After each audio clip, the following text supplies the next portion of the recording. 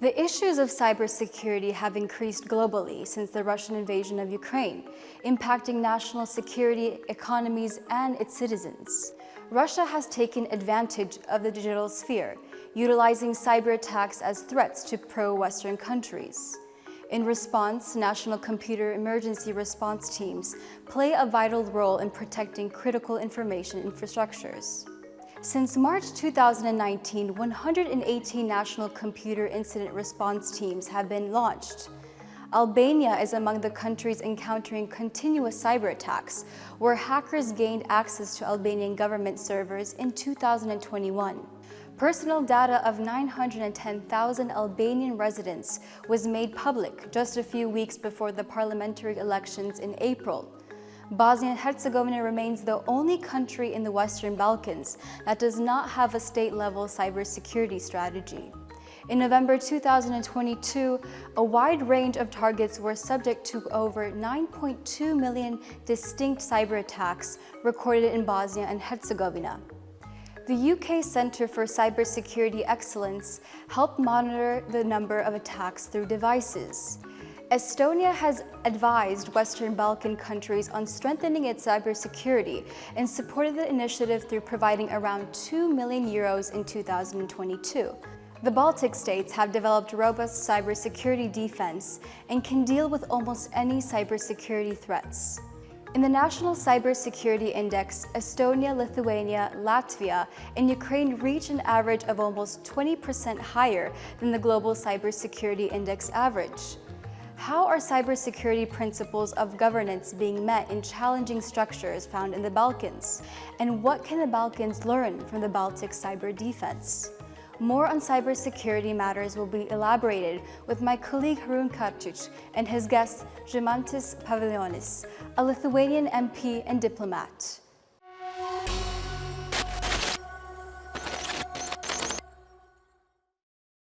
All right, Mr. Pavilionis, hello and welcome to the Al Jazeera Balkans channel, and thank you so much for taking time to speak to us. Now, visiting Riga last year, U.S. Secretary of State Antony Blinken said that the Baltic states have formed a democratic wall in Europe. As you watch Russia's full-scale invasion of Ukraine, where do things stand right now for Baltic countries? Well, first of all, the world started to listen to us because from the beginning of the rise of Putin, we've been trying to ask the world not to invest into his autocracy. But unfortunately, we failed. With one hand, Putin was closing down all democratic institutions while remaining one, all opposition, taking the control of the state into his hand. And from this, at the same time, Europeans, they were willing to open all their pockets, all their markets, to invest into autocracy, to empower them, to empower Putin. And we've been trying to block it. We've been trying to stop it, saying that, well, as democracies, we have to invest into democracies, but not into autocracy. Unfortunately, nobody was listening to us. Mm-hmm. And they empowered Putin as they empowered China. And now China is, together with Putin, is dividing us and trying to rule. But only after invasions into Georgia, into Ukraine, after a large-scale war after February 24th, they started to listen to us. And now they point to us and saying, well, we have to follow their advices. Mm-hmm. Now, I mean, the Baltics are a key strategic region where the NATO organization and Russian military and economic interests clearly overlap. Could Moscow use the Baltics to create some sort of incident and distract NATO's attention away from Ukraine? I think not, because Moscow is now dying in Ukraine. Moscow, that was the second biggest army, it's dying every day. And I think this year we will see a big shift in geopolitics of Europe, because this regime should grow. Especially if we if the West is continuing listening to the Baltics and first of all decoupling from autocracies, decoupling from Russia, decoupling from China, investing into democracies, also building a military muscles. We've been living in Fukuyama type illusions, romantic illusions that we do not have to defend ourselves for decades, and we disarmed. We actually used the time to arm our enemies, to share technologies and wealth with autocracies who are now launched attacks on us, territorial attack of the magnitude of the Second World War. So I think in Vilnius we will agree that 2% of defense spending is just a floor, and ceiling is much higher. In Lithuania we finance defense up to 3%, and we are thinking about going even further. We will also try to make it very clear in Vilnius NATO summit that we are rebooting our defense industries, because freedom has to be defended. Freedom is not for granted. I was ambassador in Washington, D.C. and Americans understand it very clearly. We Europeans, we've been living in those dreams of safety for too long and stupidly disarmed. So you think it was a mistake to disarm after the end of the Cold War? Oh, yes. Look to Finns. They never did it. And they're right. They never lost the strength and nobody attacks Finns. And Europeans, they were luring Ukraine into some kind of dream of security. They were giving those Budapest kind of guarantees, asking the Ukrainians to get rid of their nuclear weapons. And, what happened after all those guarantees? Nothing. Ukraine was attacked. So Ukraine learned the lesson. They have now the 5th most powerful army in the world, trained by us, armed by us. They are now defending us, to be honest. And another goal of Vilnius NATO summit is to invite Ukrainians to join NATO. Look to the Baltics. We were occupied by Soviets. I'm standing in the parliament who was the first to say, thank you, communists, goodbye. You occupied us. We don't need your freedom of the word. We need full independence. I was young 30 years ago. I was standing in front of TV Tower. I saw Soviet troops killing my friends, but we made the whole road into EU and NATO. And now we are safe, we are rich, we are much richer than already most of other European nations, and this is the only way. You have to build a clear military fence for those autocracies who try to annihilate you. And I was in Thessaloniki European Council. I still remember when the candidate status was extended to Balkan region. And I'm disappointed that EU didn't start accession talks with all of the Balkan countries, that NATO membership is also not extended to you. If you are not in EU and NATO, you are taken by China or Russia. There is no alternative in this world. This is not, romantic world. We have to, the war has started, and we just have to choose on which side we are. Let's dwell on this, on the Balkan region for a while, and then we'll come back to the Baltics. So would your advice to Balkan countries be to join first the EU or NATO? What should be a priority? Well, I was diplomat for 23 years. I integrated my country into EU and NATO, and I was at Bucharest NATO summit when we failed to do the same with Ukraine and Georgia. And that was a huge failure, because we listened to Putin in Munich in 2007. We were so much afraid when he said, if NATO will be enlarged, the war will start. Well, actually, absolutely different happened. We didn't enlarge NATO, he attacked us. And in Bucharest, we had this strange mental shift, schizophrenia happening, that we distinguish NATO and EU enlargement tracks.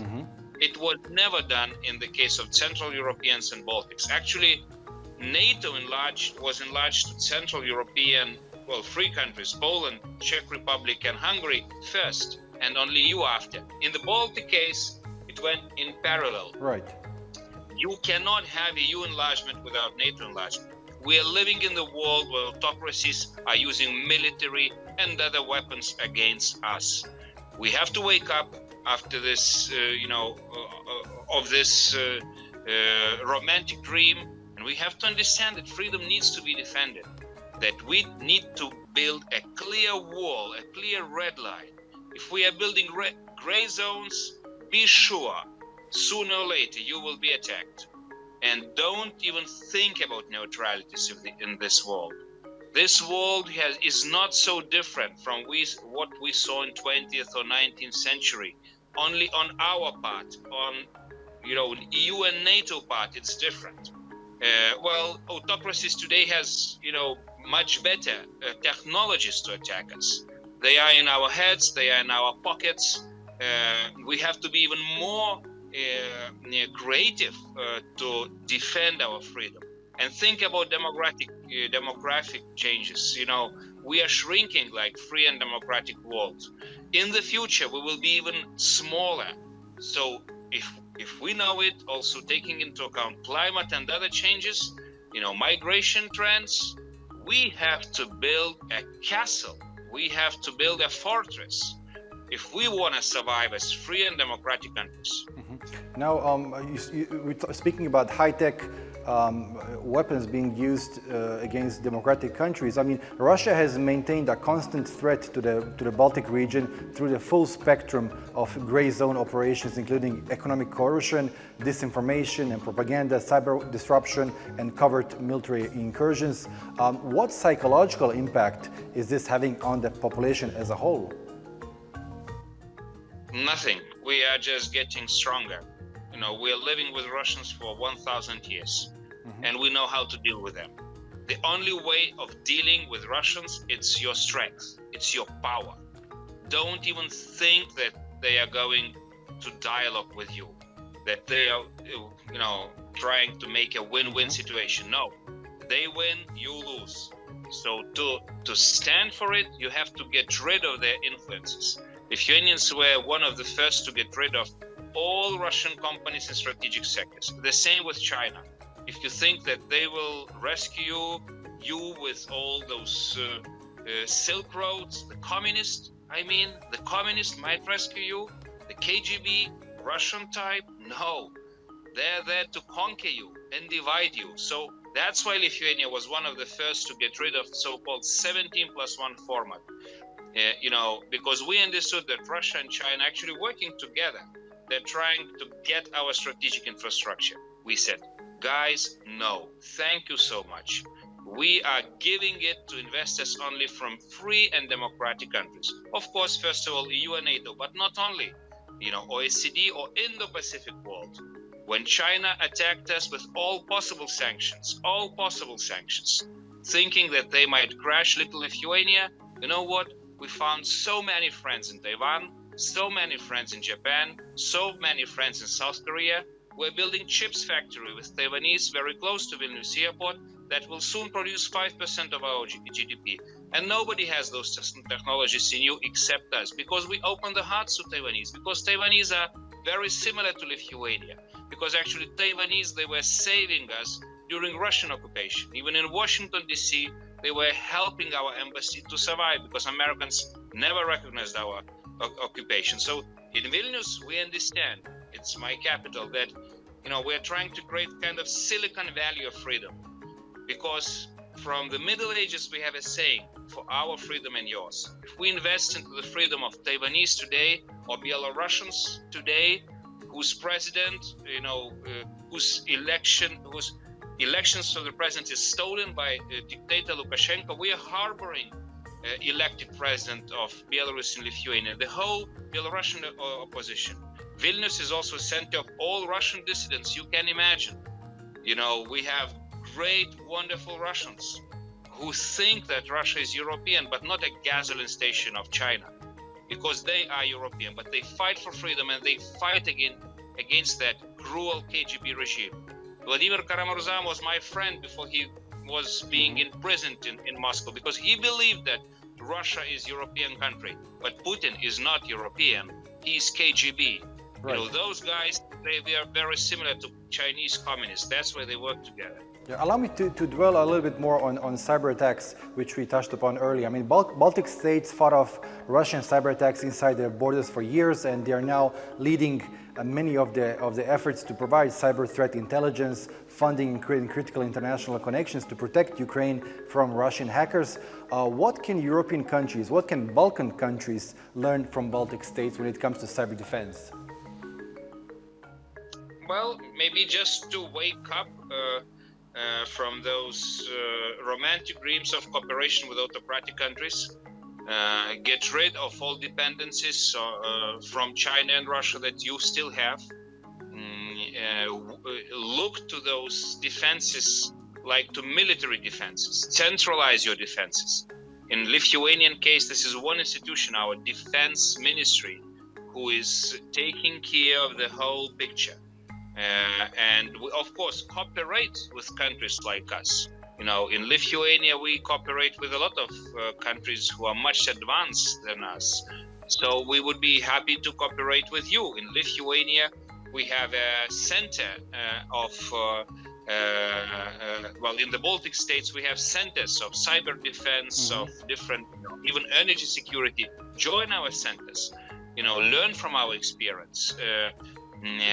We have to make it combined. And honestly, a lot of Lithuanians, they were helping Balkan countries to go the same road as we did, because, well, if we want to survive, we have to expand our empire of freedom and democracy. We have to help each other. We are surrounded by autocracies.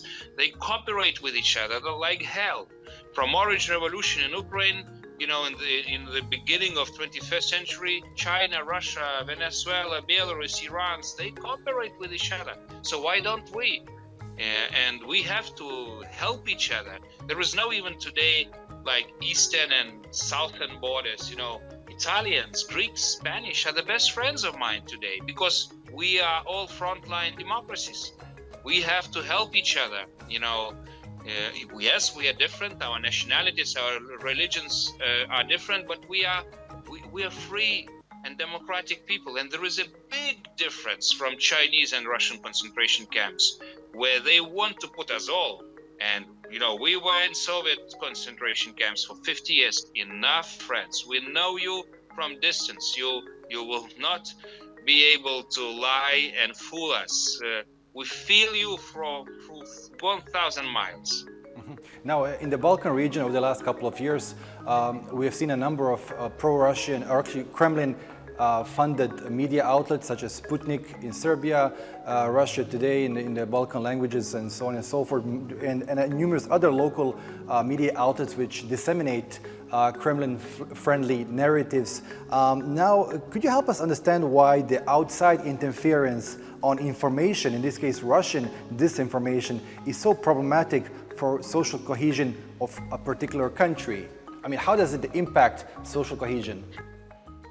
Well, you know, when I served ambassador in Washington, it was an Obama administration. It was a bit too naive with Russians, resets and so on. And they were using this liberal American world, selling Russian war-type propaganda like second opinion. It is not second opinion. It is wartime information. It's propaganda to prepare a military operation. And then later to rape women, kill men, and steal the children of Ukrainians like Nazis or communist Russians they were doing with us for actually ages. You know, Hitler was the first to invent propaganda. And you remember what happened. And you know, of course, that Nazis and communist Russian and German regime, they were like two twin brothers learning from each other. But the little problem is that when Hitler was defeated, the civilized world shook hands with another killers, with Stalin, with the Russian regime. They went untouched, though they were the same evil, you know, and the world, they created United Nations with them. And now you have the most criminal terrorist regime is a chairman of Security Council. It's a joke of international order. So, you know, forget about Russian information channels. Close them down tomorrow, because they infect your minds with war-type propaganda, and they try to kill our democratic brothers and sisters, including Ukrainians. And you know, who is next? They started with Georgia, they went into Ukraine. We are next, you are next, you are sandwiched. So wake up, close them down. You know, expel all the Russian spies. Right, but what would your message be to Serbia, which has been receiving a lot of money from the EU? 70% of its foreign trade is with EU countries. At the same time, it maintains very cordial and cozy relations with Putin, with Xi Jinping. Oh, well, look to Ukrainian example. My dear brothers Serbs, look to how the former Ukrainian leaders, they were also playing on two chairs, you know, sitting on Western chair and Russian chair. This is impossible, friends. This is impossible. You have to forget about that. You might end like Ukrainians. Do you want Ukrainian scenario for your country? Do you want to be divided, attacked, occupied, killed? You know, I'm living in Vilnius, that is 30 kilometers from Belarusian border. In this country, just 30 kilometers from my office today, they kill, they, you know, they humiliate, they imprison.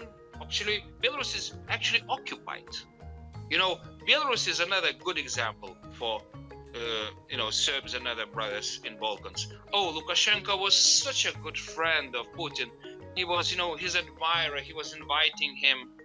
And what actually you have today? You have Belarusian dictator kept like this by Putin. You have his country occupied. Don't ever think that you can enter in strategic partnership with Russians or Chinese. Forget it. Sooner or later, you will be just a province, a colony, having no voice. If you think this is just business, you know, oh yes, cheap energy resources, no. Soon it will be your politics, your geopolitics, your foreign policy. You know, we were living with those Russians. They were living in one big empire from Baltic to Black Sea. They were European. And those Russians who attacked Ukrainians, they have nothing to do with Kiev, Russia. They have nothing to do with our European way of understanding. And we are not saying it about all Russians. We're saying it about the regime.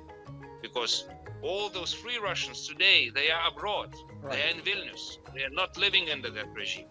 Right, Mr. Pavilionis, it was such a pleasure speaking to you. Thank you so much once again for sharing your thoughts with Al Jazeera. Okay, thank you.